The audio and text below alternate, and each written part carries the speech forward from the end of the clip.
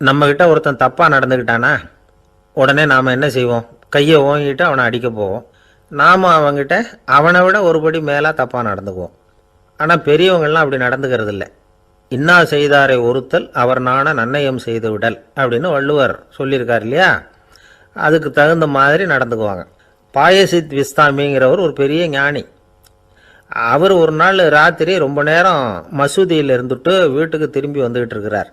வழியில் ஒரு குடிகாரன், அவன் கையில் ஒரு இசைக்கருவி, அதை கண்ணா பின்னான்னு மீட்டிக்கிட்டு வாய்க்கு வந்தபடி என்னத்தையோ பாட்டுன்னு நினச்சிக்கிட்டு பாடிக்கிட்டு அவன் பாட்டுக்கு கிடக்கிறான் வழியில்.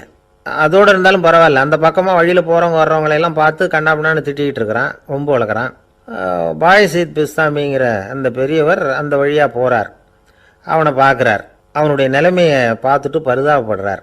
ஏன்பா இது மாதிரியெல்லாம் நடந்துக்கிற, இப்படி நடக்கலாமா அப்படின்னு ஏதோ கொஞ்சம் புத்திமதி சொல்கிறதுக்கு ஆரம்பித்தார். அவனுக்கு கோபம் வந்துட்டுது. கையில் வச்சுருந்த வாத்திய கருவி அதால் ஓங்கி அந்த பெரியவர் தலையில் ஒரு அடி கொடுத்தான். ரத்த காயம் ஏற்பட்டு போச்சு. அவன் கையில் இருந்த இசைக்கருவியும் அடித்த வேகத்தில் ரெண்டாக உடஞ்சி போச்சு. அவ்வளோ வேகமாக அடிச்சிருக்கான். இவ்வளவு தூரத்துக்கு நடந்து போச்சுல்ல, அந்த மாபெரும் ஞானி வாயை திறந்து ஒரு வார்த்தை கூட பேசலை. பேசாமல் தலையை பிடிச்சிக்கிட்டு அவர் பாட்டுக்கு போயிட்டார். மறுநாள் அந்த பெரியவர் என்ன பண்ணார் தெரியுமா? கொஞ்சம் இனிப்பு பண்டங்கள், கொஞ்சம் பணம், இது ரெண்டையும் ஒரு ஆள் மூலமாக அனுப்பி வச்சார் அந்த குடிகாரனுக்கு. அவனுக்கு ஒன்றும் புரியல. என்ன விவரம்னு விசாரித்தான். வந்த ஆள் ஒரு கடுதாசியை நீட்டினான். அதில் விவரம் இருந்தது. ஞானி எழுதியிருக்கிறார், இதை பார்ப்பா, உங்களுடைய இசைக்கருவி உடையறதுக்கு என்னுடைய தலை காரணமாக ஆயிட்டுது. அதுக்காக நான் ரொம்ப வருத்தப்படுறேன். அதுக்காக தான் பணம் அனுப்பி வச்சுருக்கேன். வேறு புதுசாக ஒரு இசைக்கருவி வாங்கிக்கோ. அப்புறம் இன்னொரு விஷயம், நேற்றுக்கு ராத்திரி என்கிட்ட ஏகப்பட்ட கசப்பான வார்த்தைகளை பேசினேன். இதோடு அனுப்பியிருக்கிற இனிப்பு பண்டங்களை சாப்பிட்டு உன்னுடைய நாவில் உள்ள கசப்பை மாற்றிக்கோ அப்படின்னு அதில் எழுதப்பட்டிருந்தது. இந்த சமயத்தில் அவன் குடி மயக்கத்தில் இல்லை, தெளிஞ்சு போயிருந்த நேரம் அது. அதனால் அதை படித்த உடனே அவனுக்கு ரொம்ப வெக்கமாக போச்சு. தலை குனிஞ்சான், யோசனை பண்ணான். கொஞ்ச நேரத்தில் தன்னுடைய நண்பர்கள் சில பேரையும் கூப்பிட்டுக்கிட்டு நேராக அந்த ஞானி இருக்கிற இடத்துக்கு ஓடினான். அவர் காலில் விழுந்தான். அவர்கிட்ட மன்னிப்பு கேட்டுக்கிட்டான். பெரியவங்களே தெரியாமல் நான் இந்த பாவச் செயலை பண்ணிவிட்டேன், என்னை மன்னிச்சுங்க. உங்களுடைய பொறுமையும் போதனையும் என்னுடைய கண்ணை திறந்துட்டுது. இனிமேல் நானும் என்னுடைய நண்பர்களும் நல்ல வழியில் திருந்தி வாழ போகிறோம் அப்படின்னா. ஞானி செய்த நன்னயம் குடிகாரனை எப்படி திருத்தியிருக்கு பார்த்தீங்களா? இந்த கதையை கேட்டுவிட்டு ஒருத்தர் சொன்னார், என் வாழ்க்கையில் கூட அப்படி ஒரு சம்பவம் நடந்தது சார். நானும் ஒரு நாள் ராத்திரி ஓவராக குடிச்சிட்டு ஒரு கிட்டாரை வாசிச்சுக்கிட்டு கண்ணாபின்னான்னு உளறிக்கிட்டு திட்டிக்கிட்டு இருந்தேன். அந்த சமயம் அந்த வழியாக ஒருத்தர் வந்தார். ஓங்கி தலையில் ஒரே ஒரு அடி, ரத்தம் வந்துட்டுது. அதுக்கப்புறம் என் மனசு தெரிஞ்சுட்டுது சார் அப்படின்னார். அப்படியா என்ன ஆச்சரியமா? ஆமாம் சார், அடி விழுந்தது அவர் தலையில் இல்லை, என் தலையில். வந்தவர் என்ன அப்படி அடிச்சுட்டார். மயக்கம் தெளிஞ்சதுக்கு அப்புறம்தான் எனக்கு விவரம் புரிஞ்சுது. அவர் ஒரு போலீஸ்காரர் அப்படின்னார் ரொம்ப சோகமாக. ஒரு சிகை அலங்கார கூடம், ரொம்ப சுறுசுறுப்பாக எல்லோரும் வேலை செஞ்சிகிட்டு இருக்கிறாங்க. முடிவெட்டிக்க வந்திருக்கிறவங்க நிறைய பேர், எல்லோரும் வரிசையாக உட்காந்துருக்குறாங்க. அந்த சமயத்தில் திடீர்னு கதவை திறந்துக்கிட்டு ஒருத்தர் உள்ளே வர்றார். அவர் ஒரு பெரிய மனிதர். அவரும் முடிவெட்டிக்கிறதுக்காக தான் உள்ளே வந்திருக்கிறார். அவரை பார்த்த உடனே அங்கே வரிசையில் உட்காந்துருந்தவங்க எல்லோரும் எழுந்திரிச்சு அவர்கிட்ட வந்துட்டாங்க. அவரை சுற்றி நின்றுக்கிட்டாங்க. எப்படி இருக்கிறீங்க, நல்லா இருக்கீங்களா அப்படின்னு விசாரிக்க ஆரம்பிச்சிட்டாங்க. எல்லாம் முடிஞ்சதும் வந்தவர் கேட்டார், வரிசையில் கடைசியாக இருக்கிறவர் யார் அப்படின்னு கேட்டார். ஏன்னு கேட்டாங்க. நான் அதுக்கு அடுத்தபடியாக உட்காரணும், அதுக்காக தான் கேட்குறேன் அப்படின்னார். உடனே அங்கே இருந்தவங்கள்லாம் என்ன சொன்னாங்க தெரியுமா?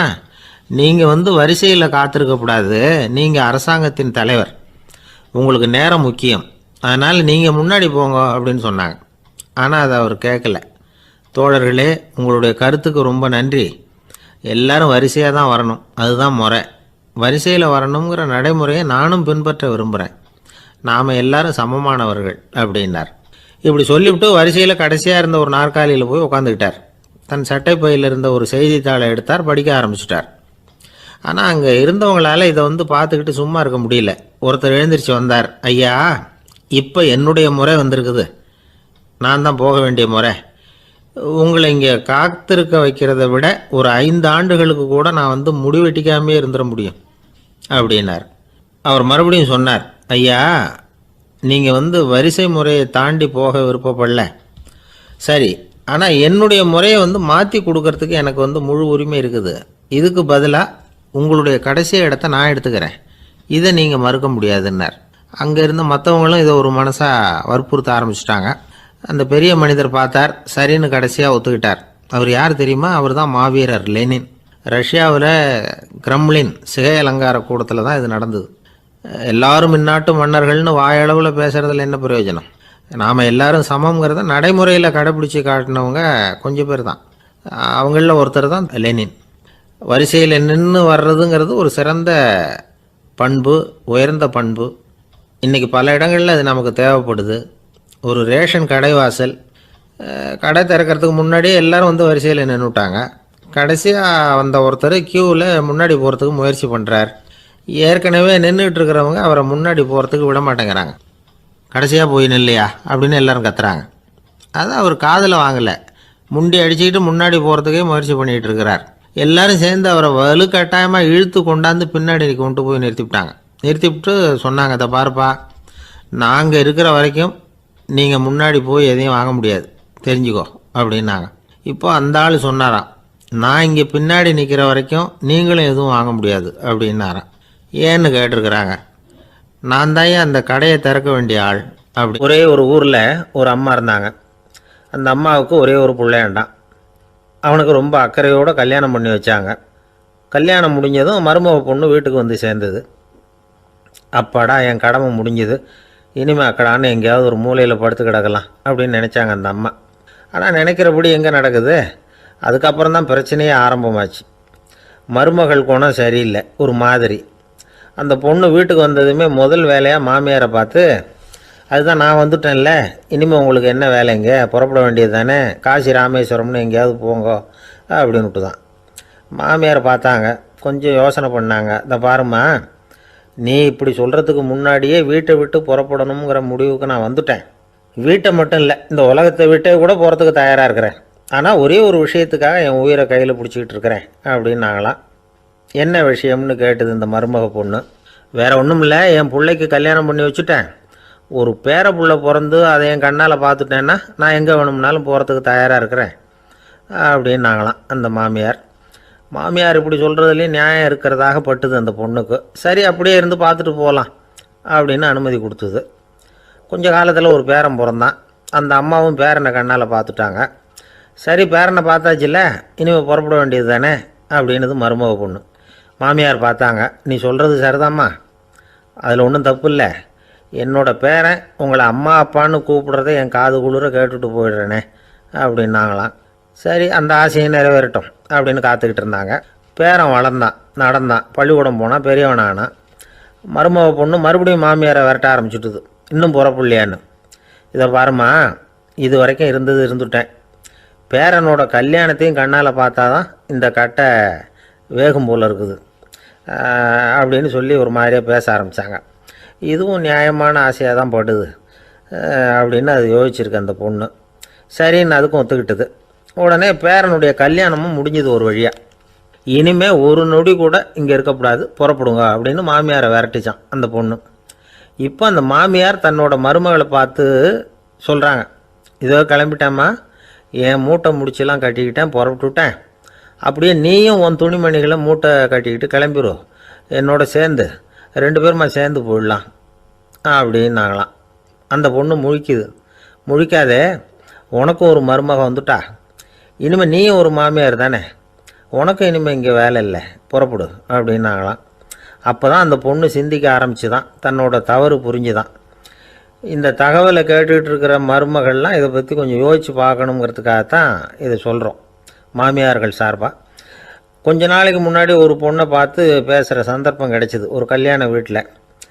அந்த பொண்ணு சொல்லிச்சு, சார், எனக்கு கல்யாணம் ஆகி 15 வருஷம் ஆகுது, நான் மாமியார்கிட்ட சண்டை போட்டதே இல்லை அப்படின்னு ரொம்ப அடக்கமாக சொல்லிச்சு. அது எப்படிம்மா சாத்தியமாச்சுன்னு கேட்டோம். எனக்கு கல்யாணம் ஆகி 15 வருஷம்தான் ஆச்சு, ஆனால் என் மாமியார் செத்து போய் 20 வருஷத்துக்கு மேலே ஆகிட்டுது அப்படின்னு. கணவன் மனைவி அன்பாக இருக்கணும், ஒருத்தர் நல்லா புரிஞ்சுக்கணும், விட்டு கொடுக்குற மனப்பான்மை வேணும், அதுதான் ஒரு நல்ல குடும்பம். இன்றைக்கி பல குடும்பங்களில் அர்த்தமில்லாத சண்டைகள் தான் அதிகம். கிராமப்புறங்களில் வேடிக்கையாக ஒரு கதை சொல்லுவாங்க. ஒரு ஊரில் ஒரு ஆள் இருந்தான், வேலை வெட்டி இல்லாமல் சும்மாவே இருந்தான். அவனுக்கு கல்யாணம் பண்ணி வச்சாங்களாம். மனைவி வந்து சேர்ந்தா, சும்மாவே உட்காந்துருக்கிறியே, ஏதாவது சம்பாதிக்கிற வழியை பாரு அப்படின்ட்டுருக்கா. அதுக்கு தான் யோசனை பண்ணிகிட்டு இருக்கிறேன், ஒரு அருமையான ஐடியா அப்படின்னு நானா. என்ன அது சொல்லு அப்படின்ட்டுருக்கா அவ. ஒரு ஆட்டுக்குட்டி வாங்க போகிறேன்ருக்கான். அதை வாங்கி என்ன பண்ண போகிறேன்னா, அந்த குட்டி வளரும், பெருசாகும், அதுக்கப்புறம் அது நிறைய குட்டி போடும் அப்படின்ட்டுருக்கான். சரி, அப்புறம் என்ன, அதையெல்லாம் சந்தையில் கொண்டுட்டு போய் விற்றுவிட்டு அந்த காசுக்கு ஒரு எருவு மாடு வாங்கலாம். சரி, அது எதுக்கு? எருவு மாடு நிறைய பால் கொடுக்கும், அதை கொண்டுகிட்டு போய் பால் பண்ணையில் கொடுப்பேன், அல்லது நானே விற்றுருவேன், கை நிறைய காசு கிடைக்கும். அதுக்கப்புறம் ஒரு பசுமாடு வாங்குவேன், பாலையும் விற்கலாம், நாமளும் காய் போட்டு சாப்பிட்லாம், இப்படிலாம் சொல்லியிருக்கான். அப்போ அந்த பொண்ணு சொல்லிச்சான், அடுத்த தெருவில் இருக்கிற எங்கள் அம்மா வீட்டுக்கும் கொஞ்சம் பால் கொடுத்து அனுப்பலாம் அப்படின்ட்டுருக்கான் அந்த பொண்ணு. இந்த இடத்துல கணவனுக்கு கோபம் வந்துட்டுது. அது எப்படி உங்கள் அம்மா வீட்டுக்கு எதுக்கு கொடுக்கணும், அதெல்லாம் முடியாதுன்றிருக்கான். இந்த இடத்துல சண்டை ஆரம்பமாயிட்டுது. கொஞ்ச நேரத்தில் 2 பேரும் சத்தம் போட ஆரம்பிச்சிட்டாங்க. கடுமையான சண்டை நடக்கிறத பக்கத்து வீட்டுக்காரன் காதில் வாங்கினான். அவன் ஓடியாந்தான். அவனுக்கு தெரியும், வாங்காத மாட்டுக்காக இப்படி சண்டை போட்டுக்கிட்டு இருக்கிறாங்கங்கிறது அவனுக்கு புரியும். அவன் ஓடி வந்து சொன்னான், ஏண்டா உன்னோட பசுமாட்டை ஒழுங்காக கட்டி போடக்கூடாதான்ருக்கான்.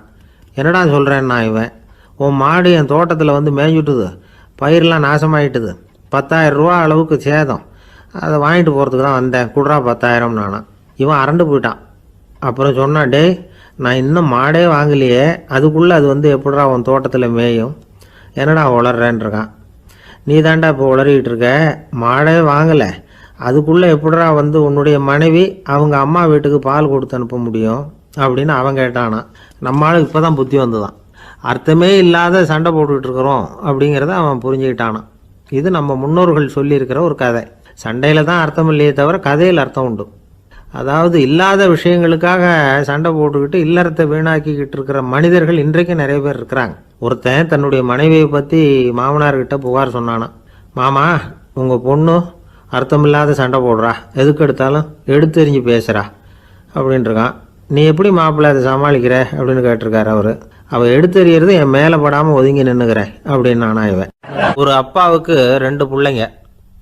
மூத்தவன் ரொம்ப அடக்கம், அப்பா எது சொன்னாலும் கேட்பான், பெரியவங்களுக்கு கீழ்ப்படிஞ்சு நடப்பான். இளையவன் அப்படி இல்லை, தான் நினச்சதை தான் சொல்லுவான், செய்வான், அடுத்தவங்க சொல்கிறத கேட்க மாட்டான், அடங்கி நடக்க மாட்டான். இந்த 2 பேரில் யாரை வந்து உங்களுக்கு பிடிக்கும்? பெரியவனை தான் பிடிக்கும், ஏன்னா அவன் தான் சொல்கிற பேச்சை கேட்குறவன் அப்படின்னு சொல்லுவீங்க. ஆனால் ஒரு ஞானி என்ன சொல்கிறார் தெரியுமா? ஒரு குழந்தை அதன் அறிவுக்காக மதிக்கப்பட வேண்டுமே தவிர அதனுடைய கீழ்ப்படியும் தன்மைக்காக அல்ல அப்படிங்கிறார். நம்ம குழந்தைகளை வந்து சுயமாக சிந்திக்கிறதுக்கு நாம் விடுறதில்லை, மற்றவங்கள பார்த்து காப்பி அடிக்கிறதுக்கு தான் நாம் அவங்களுக்கு கற்றுக் கொடுக்குறோம். புகழ்பெற்ற மனிதர்கள் சிலருடைய பேரை சொல்லி நீயும் அவர் மாதிரி ஆகணும், இவர் மாதிரி ஆகணும் அப்படின்னு சொல்லிகிட்டே இருக்கிறோம். குழந்தைகள் வந்து தங்களுடைய தனித்தன்மையை வளர்த்துக்கிறதுக்கு நாம் தடையாக இருக்கிறோம். ஒரு குழந்தைகிட்ட அனாவசியமாக வந்து நம்பிக்கையை வளர்த்துடக்கூடாது, எந்த கோட்பாட்டையும் திணிக்கக்கூடாது. நாம் ஏற்கனவே அர்த்தமில்லாத கருத்துக்களையும் கொள்கைகளையும் மனசில் போட்டு நிரப்பி வச்சுருக்கிறோம். இந்த உலகத்துக்கு புதுசாக வந்து சேர்ந்திருக்கிற ஒரு குழந்தையின் தூய்மையான மனசில் நம்ம கருத்துக்களை அறிமுகம் செய்ய அல்லது திணிக்கிறதுக்கு நமக்கு எந்த அதிகாரமும் கிடையாது. ஒரு குழந்தைய நீ இந்த மதத்தை சேர்ந்தவன் அப்படின்னு பிறந்ததுமே ஒரு முத்திரை குத்தி விடுறோம். இது அதோட சுதந்திரத்தை ஆரம்பத்திலேயே கிள்ளி எறிகிறது மாதிரி தான். நீங்கள் ஒரு மதத்தின் வழிமுறைகளை கடைப்பிடிச்சிக்கிட்டு வர்றீங்க, அந்த வழியில் போய்கிட்டு இருக்கிறீங்க, சரி, அதனால் போகிறீங்க. அதுக்காக உங்கள் குழந்தையையும் அதே வழியில் தான் வரணும் அப்படின்னு கட்டாயப்படுத்துறதுக்கு உங்களுக்கு என்ன உரிமை இருக்குது? அந்த குழந்தை சுயமாக சிந்தித்து ஒரு முடிவுக்கு வரட்டுமே, அதுக்கு நீங்கள் ஏன் தடையாக இருக்கிறீங்க? நமக்கு உண்மையிலேயே நம்ம குழந்தை மேலே அன்பு இருந்தால் இது மாதிரி திணிப்பு வேலைகளை செய்யக்கூடாது. திணிப்பு வேலைகளிலிருந்து குழந்தைகளை காப்பாற்றினா போதும், அதுதான் ரொம்ப முக்கியம். அடுத்த தலைமுறை அற்புதமான தலைமுறையாக உருவாகும். நாம் தான் சாதி மத சங்கடங்களில் மாட்டிக்கிட்டு தவிக்கிறோம். அவங்களாவது சாதி மத வேறுபாடு இல்லாத சமுதாயத்தை பார்க்கட்டுமே, அந்த சௌகரியங்களை அனுபவிக்கட்டுமே. அதுக்கு நாம் என்ன செய்யணும்னா ஒன்றும் செய்யாமல் இருந்தால் போதும். ஒரு குழந்தைகிட்ட நம்ம கருத்தை திணிக்கும் பொழுது என்ன ஆகுது தெரியுமா? அது வந்து அவனை அவங்ககிட்ட இருந்தே அப்புறப்படுத்தி விடுது, அவனுடைய தனித்தன்மையை அழிச்சுடுது, அவனை ஒரு எல்லைக்குள்ளே திணிச்சுடுது. இதெல்லாம் அன்புங்கிற பேரால் பெற்றோர்கள் செய்கிற தப்பு. இதெல்லாம் கேட்டுக்கிட்டு இந்த காலத்தில் அப்பா ஒருத்தர் சொன்னார், நான் கருத்துக்களை எல்லாம் என் பையன்கிட்ட திணிக்கிறது இல்லைங்க, ஆனால் அதிகமாக சாப்பிட சொல்லி கட்டாயப்படுத்துவேன் அப்படின்னார். உங்கள் வீட்டு சமையல் அவ்வளோ நல்லா இருக்குமான்னு கேட்டாங்க. நல்லா இருந்தால் நான் ஏன் அவனை சாப்பிட சொல்லி கட்டாயப்படுத்த போகிறேன் அப்படின்னார். லோகமானிய பாலகங்காதர திலகர் இருந்தார்ல, அவருக்கு 15 வயசுலேயே கல்யாணம் நடந்துதான். மனைவி பேர் தபிபாய். ரொம்ப பெரிய குடும்பத்து பொண்ணு, நல்ல குணம். அவங்க குடும்பம் நடத்திக்கிட்டு இருக்கிறாங்க. அந்த காலத்தில் திருடர்கள் பயம் அதிகம். இந்த காலத்தில் மட்டும் என்னன்னு கேட்குறீங்களா? நீங்கள் கேட்குறது நியாயம்தான். இருந்தாலும் இந்த காலத்து திருடனுக்கும் அந்த காலத்து திருடனுக்கும் ஒரு முக்கியமான வித்தியாசம் உண்டு. அதாவது அந்த காலத்து திருடன்லாம் நியாயம் அநியாயம் பார்க்குறது உண்டு, இந்த காலத்தில் அப்படி பார்க்குறது இல்லை. அந்த காலத்தில் திருட வர்றவங்கள்ட்ட கூட ஒரு தார்மீக உணர்வு உண்டாம். அதாவது அப்போ உள்ள கொள்ளைக்காரங்க எதை களவாடினாலும் சரி, அரிசியை மட்டும் களவாடுறது இல்லையா, அப்படி ஒரு கொள்கை. அதனால் பாருங்கள், அந்த காலத்து பெண்கள் நகை நட்டுகளை பத்திரமா வைக்கணும்னா பெட்டியில் வைக்கிறது இல்லை, அரிசி பானையில் போட்டு வச்சு விடுறது.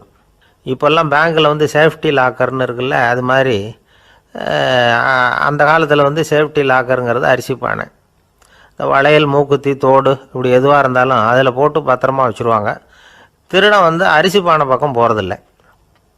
ஏன்னா சாப்பிட்ற விஷயத்தில் கை வைக்கக்கூடாது, அது பாவம் அப்படின்னு அவன் நினைக்கிறான். திலகரோட மனைவி தபிபாயும் அதே மாதிரி தன்னுடைய ஆபரணங்களை ஒரு அரிசி பானைக்குள்ளே போட்டு மூடி வச்சுருந்தாங்களாம். இப்படி இருந்தப்போ ஒரு நாள் ஒரு பிச்சைக்கார பொண்ணு வீடு வீடாக பிச்சை கேட்டுக்கிட்டே வந்திருக்குது. திலகர் வீட்டுக்கும் தர்மம் போடுங்க தாயே அப்படின்னு தான் அந்த பொண்ணு. அந்த அம்மா தபிபாய் காதில் இது விழுந்திருக்கு. உடனே கை நிறைய அரிசி அள்ளிக்கிட்டு போட்டிருக்கு. பாத்திரத்தில் அரிசியை போட்டதுக்கு அப்புறம் தான் தெரியுது, பளிச்சுன்னு கண்ணில் படுது. அதாவது அந்த அம்மாவோட வைர மூக்குத்தி ஒன்று அரிசியோடு சேர்ந்து அந்த பிச்சைக்கார பொண்ணு பாத்திரத்தில் போய் விழுந்துட்டுது. இந்த அம்மாவுக்கு மனசுக்குள்ளே குழப்பம், என்ன இப்படி ஆகிட்டுதே, மூக்குத்தி போயிட்டுதே, பிச்சை பாத்திரத்திலேருந்து அதை எப்படி எடுக்கிறது அப்படின்னு தயக்கம். வாயை திறந்து அதை கேட்கறதுக்கும் கூச்சம். திண்ணையில் உட்காந்துருந்த திலகர் இவ்வளவையும் பார்த்துக்கிட்டு இருக்கிறார். மனைவியின் மனசுக்குள்ளே நடக்கிற மௌன போராட்டத்தை அவர் நல்லா புரிஞ்சுக்கிட்டாராம். மனைவியை பார்த்து சொன்னாராம், தபிபாய், இது தெய்வ சம்மதம், அவளுக்கு சேர வேண்டிய மூக்குத்தி அவகிட்ட போயிட்டுது, பிச்சை பாத்திரத்தில் விழுந்த மூக்குத்தியை எடுக்க வேணாம் அப்படின்னாராம்.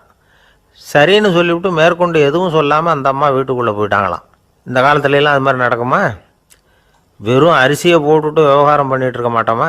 ஒரு பெரிய மனுஷன் வீட்டுக்கு ஒரு பிச்சைக்காரன் வந்தான். ஐயா, நாங்கள் பிச்சைக்காரங்கள்லாம் சேர்ந்து ஒரு சங்கம் வச்சுருக்குறோம், அதுக்கு நிதி சேர்க்குறோம், அதுக்கு ஒரு 100 ரூபா கொடுத்தீங்கன்னா எங்களுக்கு பெரிய உதவியாக இருக்கும் அப்படின்னானா. அதெல்லாம் ஒன்றும் கொடுக்க முடியாது போ அப்படின்னாரான் அவர். அப்படின்னா ஒரு 50 ரூபாயாவது கொடுங்களேன் அப்படின்ட்டுருக்கான். அதுவும் முடியாதுன்னு சொல்லிவிட்டார். 25 ரூபா அப்படின்ட்டுருக்கான். எதுவும் முடியாது அப்படின்னாரான்.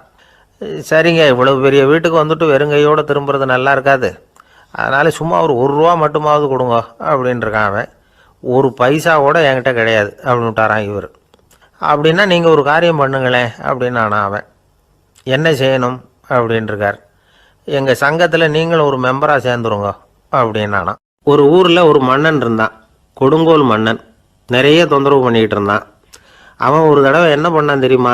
ஒரு தப்பும் பண்ணாத ஒரு இளைஞனை பிடிச்சி ஜெயிலில் அடைச்சுட்டான். அந்த பையனோட சொந்தக்காரங்கள்லாம் ராஜா கிட்ட போனாங்க. அவன் ஒரு தவறும் பண்ணலை, அவனை விடுதலை பண்ணுங்க அப்படின்னு கெஞ்சி கேட்டுக்கிட்டாங்க. மன்னன் யோசனை பண்ணான். அந்த இளைஞனை கூப்பிட்டுக்கிட்டு வர சொன்னான். அவனை கொண்டாந்து ராஜா முன்னாடி நிறுத்தினாங்க. இதை பாருப்பா, உன்னை நான் விடுதலை பண்ணுவேன், ஆனால் ஒரு கண்டிஷன், அந்த நிபந்தனையை நீ நிறைவேற்றினா உனக்கு விடுதலை அப்படின்னா மன்னன். சரின்னு ஒத்துக்கிட்டான் பையன். மன்னன் கண்டிஷன் என்னங்கிறத சொன்னான்.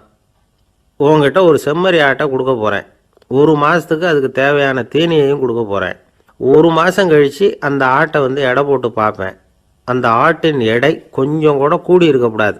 எடை கூடி இருந்தால் உனக்கு விடுதலை கிடையாது. என்ன சொல்கிற அப்படின்னா.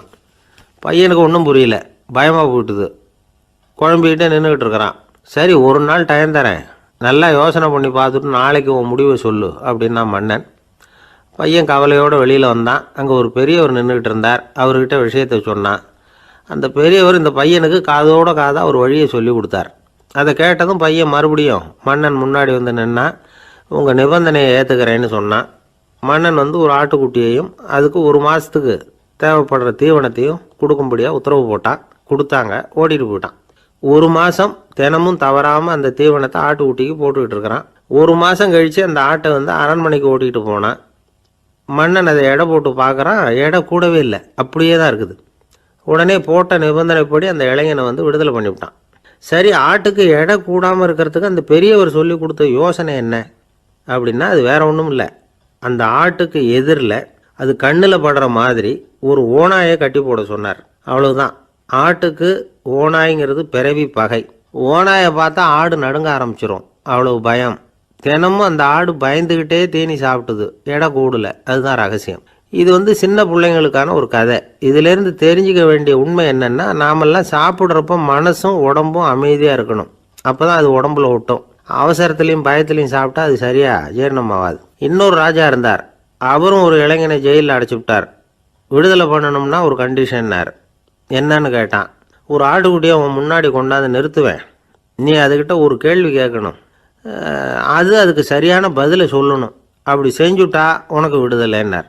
இளைஞன் யோசனை பண்ணி பார்த்தான், சரின்னு ஒத்துக்கிட்டான். அது பிரகாரமே ஆட்டுக்குட்டியை பதில் சொல்ல வச்சுட்டான். என்ன நடந்தது தெரியுமா? ஆட்டுக்குட்டியை கொண்டாந்து நிறுத்தினாங்க. இவன் மெதுவாக அதுக்கிட்ட போனான். அது காதுகிட்ட போய் ஏப்ரலுக்கு அடுத்த மாதம் என்ன மாதம்னு கேட்டான். அது உடனே மேன்னு கத்திச்சு. இவன் விடுதலை ஆகிட்டான். காஞ்சிபுரத்தில் பல்லவ ராஜா ஒரு கோவில் கட்டினார், கைலாசநாதர் கோவில். அதுக்கு கும்பாபிஷேகம் பண்ணுறதுக்கு ஒரு நாள் குறிப்பிட்டு அதுக்கு வேண்டிய ஏற்பாடுகள்லாம் பண்ணினார். முதல் காரியமாக கடவுளை வேண்டிக்கிட்டார், நீங்கள் இந்த கும்பாபிஷேகத்துக்கு நேரில் வந்து கலந்துக்கணும்னார். கடவுள் அந்த ராஜா கனவுல வந்தார். நீ கும்பாபிஷேகம் வச்சிருக்கிற அதே நாளில் அதே நேரத்தில் எனக்கு இன்னொரு ஊரில் ஒரு கும்பாபிஷேகம் இருக்குது, அதுக்கு போக வேண்டியிருக்கு. அதாவது திருநின்ற ஊரில் என்னுடைய பக்தர் ஒருத்தர், அவரும் ஒரு கோயில் கட்டி கும்பாபிஷேகம் செய்கிறார், நான் அதுக்கு போக வேண்டியிருக்கு. அதனால் உன்னுடைய தேதியை நீ மாற்றி வச்சுக்கோ அப்படின்னார். கடவுள் தான் எங்கேயும் இருக்கிறவராச்சே, அவர் நினச்சா 2 இடத்துலையும் இருந்து கோயில் கும்பாபிஷேகத்தை நடத்த முடியாதா? ஏன் இப்படி செய்யலை? அது ஒரு முக்கியமான காரணத்துக்காகத்தான். திருநின்ற ஊரில் இருந்த பூசலாருங்கிற அந்த அடியாரின் பெருமையை இந்த உலகத்துக்கு எடுத்து காட்டணுங்கிறதுக்காகத்தான் கடவுள் அந்த ராஜா கிட்ட அப்படி சொன்னார். சரி, அந்த அடியார் அப்படி என்னதான் பெருசாக கோயில் கட்டி விட்டார்? ராஜா கட்டின கோயிலை விட பெருசா? அவர் கட்டினது கருங்கல்லாலேயோ மண்ணாலேயோ மரத்தாலேயோ இல்லை. அவர் கட்டின கோயில் வந்து வேறு மாதிரி. அது வந்து மனசால் கட்டின கோயில், மனசுக்குள்ளே இருக்கிற கோவில், மனக்கோவில். அந்த அடியார் தன்னோட மனசுக்குள்ளே மாதக்கணக்காக ஒவ்வொரு கல்லாக சேர்த்து கட்டின கோவில். இந்த விஷயம் ராஜாவுக்கு தெரியாது. அவர் என்ன நினச்சிட்டாரு, அது நாம் கட்டின கற்கோயிலை விட ரொம்ப பெருசாக இருக்கும் போல இருக்கு அப்படின்னு நினச்சிட்டார். சரி, அப்பேற்பட்ட அந்த கோயிலை வந்து தரிசனம் பண்ணிவிட்டு வருவோம் அப்படின்னு நினச்சி ராஜா திருநின்ற ஊருக்கு போகிறார். அங்கே போய் பார்த்தா கோயிலையும் காணும், ஒன்றையும் காணும். கடைசியில் பூசலார் கட்டின மனக்கோவில் தான் அதுங்கிறத அவர் புரிஞ்சுக்கிறார். உடனே அந்த அடியாரின் காலில் விழுந்து வணங்குறார். அவரோ, இது மனசால முயன்ற கோவில், இதுக்கு இத்தனை பெருமையா அப்படின்னு ஆச்சரியப்படுறார். இதில் ஆச்சரியப்படுறதுக்கு ஒன்றும் இல்லை. ஆண்டவன் விரும்புறது அகபக்தியை தவிர புற தோற்றங்களே அல்ல. இதை நாம் புரிஞ்சுக்கிட்டோம்னா நமக்குள்ள எந்த வேறுபாடுகளும் வர்றதுக்கு வழியே இல்லை. இன்னொரு ராஜா இருந்தார். அவர் ஆண்டவனுக்கு படைக்கிறதுக்காக ஒரு தார் நல்ல செவ்வாழைப்பழமாக எடுத்துக்கிட்டு போகணும்னு நினச்சார். அதனால் நாளே அதை வாங்கிட்டு வர சொன்னார் வேலைக்காரங்கிட்ட. வேலைக்காரன் போனால் கடைத்தெருவில் ஒரு தார் பழம் வாங்கினான். வர்ற வழியில் அவன் குடிசை அப்படியே எட்டி பார்த்துட்டு போவோமேன்னு நினச்சான். போனான். அங்கே இவனோட குழந்தை பாவம் பசியால் கத்திக்கிட்டு இருக்கு. இவன் பார்த்தான், இவ்வளவு பெரிய தாரில் ஒரு 2 பழம் எடுத்தா தெரியவா போகுது அப்படின்னு நினச்சி ஒரு 2 பழத்தை பிச்சு அந்த குழந்தைகிட்ட கொடுத்தான். அது அதை வாங்கி வயிறார சாப்பிட்டுது, பசி அடங்குச்சு, விளையாட போயிட்டுது. இவன் அதுக்கப்புறம் வாழைப்பழத்தை எடுத்துக்கிட்டு அரண்மனைக்கு வந்தான். 2 பழம் பிச்சிருக்கிறது ராஜாவுக்கு தெரிஞ்சு போச்சு. இவன் உண்மையை சொல்லிவிட்டான். உடனே ராஜா, கடவுளுக்கு படைக்க வேண்டிய பொருளை குழந்தை வந்து எச்சில் பண்ண விட்டுருக்கியே அப்படின்னு சொல்லி அவனை கட்டி வச்சு சாட்டையால் அடித்தார் பாவம். மறுநாள் பழத்தை கோயிலுக்கு எடுத்துகிட்டு போனார். கடவுள் முன்னாடி வச்சார். கடவுள் கண்ணை திறந்து பார்த்தார், பழம்லாம் அழுகி இருக்குது. என்ன இது அழுகி போன பழம் அப்படின்னார். ராஜா முழிச்சார். நல்லா தானே இருந்தது அப்படின்னு நினச்சார். அப்போ கடவுள் அந்த ராஜா கிட்ட சொன்னாராம், இதை பார்ப்பா, இந்த தாரில் 2 பழம் தான் நல்ல பழம், அந்த 2 பழங்களையும் நேற்றுக்கே நான் சாப்பிட்டுட்டேன் அப்படின்னாராம். அப்போ தான் ராஜாவுக்கு புரிஞ்சுது, ஏழை குழந்தையின் பசியை தீர்க்கறதுக்காக உதவுன அந்த 2 பழம்தான் இறைவன் சாப்பிட்ட பழம்னு. இறைவன் இருக்கிற இடம் எது? இதுதான். ஒரு பெரியவர்கிட்ட பேசிக்கிட்டு இருந்தேன். அவர் என்கிட்ட ஒரு கேள்வி கேட்டார். திருடர்கள் எத்தனை வகை தெரியுமா உனக்கு அப்படின்னார். இதுதான் அவர் கேட்ட கேள்வி. எதுக்காக என்ன பார்த்து அந்த கேள்வி கேட்டார் தெரியல. இருந்தாலும் நான் அவருக்கு பதில் சொன்னேன். திருடர்களில் எத்தனையோ வகை உண்டுங்க. கார் திருடன், சைக்கிள் திருடன், முகமூடி திருடன், இப்படி சொல்லிகிட்டே போகலாம். இருந்தாலும் என்னுடைய சிற்றறிவுக்கு எட்டின வரையில் திருடர்களை 2 வகையாக பிரிக்கலாம் அப்படின்னு நினைக்கிறேன். ஒன்று ராத்திரியில் திருடுற திருடன், இன்னொருத்தன் பகலில் திருடுற திருடன். அதாவது பகல் திருடன், ராத்திரி திருடன் அப்படின்னு பெரியவர் சிரித்தார். என்ன சிரிக்கிறீங்களே? என்ன கள்வர்கள் 4 வகை அப்படின்னு ஆரம்பித்தார். எப்படின்னு கேட்டேன். சாப்பாட்டுக்கு இல்லாமல் திருடுறாங்க பாருங்கள், அது ஒரு வகையான். சாப்பாட்டுக்கு இருந்தும் திருடுறாங்க பாருங்கள், அது ஒரு வகையான்.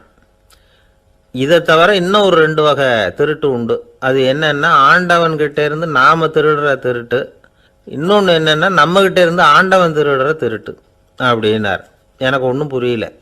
என்ன சார் இது, ஆண்டவனையே திருடன்னு சொல்கிறீங்களே அப்படின்னு ஆச்சரியமா. ஆமாங்க, ஆண்டவனை கள்வன்னு சொல்கிறது இல்லையா?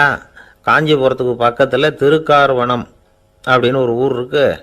அங்கே உள்ள பெருமாளுக்கு கள்வர்னு தான் பேர். அது மட்டும் இல்லை, திருமங்கை ஆழ்வார் தம்முடைய திரு நெடுந்தாண்டகத்தில் கார்வனத்துள்ளாய் கல்வா அப்படின்னு தான் அழைக்கிறார் அப்படின்னு நிறைய உதாரணம்லாம் சொல்ல ஆரம்பித்தார். அதுக்கப்புறம் அவர்கிட்ட பேசி நான் புரிஞ்சுக்கிட்ட விவரங்களை தான் நான் இப்போ உங்ககிட்ட சொல்ல போகிறது. அதாவது அவர் சொன்ன முதல் வகை திருடர்கள் சாப்பாட்டுக்கு இல்லாமல் திருடுறவங்க. இவங்களை திருத்தி போடலாம். சாப்பாட்டுக்கு இருந்தும் பணம் சேர்க்கணுங்கிற ஆசையால் பொய் கணக்கெல்லாம் எழுதுகிறாங்க பாருங்கள், அவங்க தான் 2வது வகை. 3வது வகை திருட்டு தான் மிகப்பெரிய திருட்டு. இறைவனுக்கு சொந்தமானதை நம்முடையதுன்னு நினைக்கிற திருட்டு. எது இறைவனுக்கு சொந்தமானது அப்படின்னா ஆத்மா. பகவானுக்கு சொந்தமான ஆத்மாவை நம்முடையதுன்னு நினைக்கிறது தான் அந்த மாபெரும் திருட்டு. இதுக்கு பேர் தான் ஆத்மாபகாரமா. சரி, இதுக்கு பரிகாரம் என்ன? எல்லாம் இறைவனுடையது, நமக்கு ஒன்றும் இல்லை அப்படின்னு நினைக்கிறது தான் இதுக்கு பரிகாரம். இதெல்லாம் இருக்கட்டும். 4வது திருட்டு ஒன்று சொன்னோம்ல, ஆண்டவன் நம்மகிட்ட இருந்து திருடுறது. அது எப்படி? ஆண்டவனை கள்வன்னு சொல்கிறாங்க, அது சரி. அவர் என்னத்தை திருடினார்? இப்போ இன்னொருத்தருக்கு சொந்தமான ஒன்றை எடுத்து வச்சுக்கிறது தான் கள்ளத்தனம். ஆனால் ஆண்டவன் எடுத்துக்கிட்டோம்னா இருக்கிறது எல்லாமே அவனுக்கு சொந்தம். அப்படி இருக்கிறப்போ அவரை எப்படி கள்வன்னு சொல்கிறது? இது என்ன புரியாமல் இருக்குதே அப்படின்னு சொல்லி பார்த்தா அதுக்கும் விளக்கம் சொல்கிறாங்க அவங்க. அதாவது ஆண்டவனுக்கு உருவமே கிடையாது, அரூபமாக இருக்கிறவன், அதாவது உருவம் இல்லாமல் இருக்கிறவன். அப்படி உள்ள பகவான் நம்மளை மாதிரி உருவத்தில் இருக்கிறான். நம்மளை மாதிரியே கை, கால், மூக்கெல்லாம் இருக்குது ஆண்டவனுக்கு. இந்த உருவம் நம்மகிட்ட இருந்து திருடினது தானே. அவன் தன்னுடைய உண்மையான திருமேனியை நமக்கு காட்டாமல், அதாவது தரிசனம் கொடுக்காமல் இருக்கிறது கள்ளத்தனம் தானே. அதனால தான் இதுவும் ஒரு பெரிய திருட்டு, இருக்கிறதுலேயே மிகப்பெரிய திருட்டு அப்படிங்கிறார். என்கிட்ட பேசிக்கிட்டு இருந்தார், இந்த விஷயம்லாம் சொல்லிகிட்டு இருந்தார் அந்த பெரியவர். அதாவது திருட்டை ஆன்மீக நோகத்தில் அவர் பார்க்குறார். நம்ம பார்வையில் இதை விட அபூர்வமான திருட்டுலாம் இங்கே உண்டு. அபூர்வமான திருடர்களும் உண்டு. ஒரு திருடன் சிறையிலிருந்து விடுதலையாகி வெளியில் போனான். கொஞ்ச நாளில் மறுபடியும் திரும்பி ஜெயிலுக்கு வந்துட்டான். அப்போது சிறை அதிகாரி அவனுக்கு அறிவுரை சொன்னாராம். ஏன்பா இப்படி அடிக்கடி தப்பு பண்ணிவிட்டு ஜெயிலுக்கு வந்துவிடுறியே, உனக்கு சொந்த பந்தம் எதுவும் இல்லையா? உனக்கு அப்பா, அண்ணன், தம்பிகள் அவங்க கூட எல்லாம் சேர்ந்து வாழணுங்கிற ஆசை இல்லையா அப்படின்னு கேட்டிருக்கார். அவங்களோட சேர்ந்து வாழணுங்கிற ஆசை எனக்கு நிறைய உண்டுங்க சார் அப்படின்னு அவன். அப்புறம் எதுக்கு இப்படி ஜெயிலுக்கு வந்துவிடுற அப்படின்னாரான் அவர். அவங்க எல்லாருமே இங்கே தானே சார் இருக்காங்க அப்படின்னு அவன்.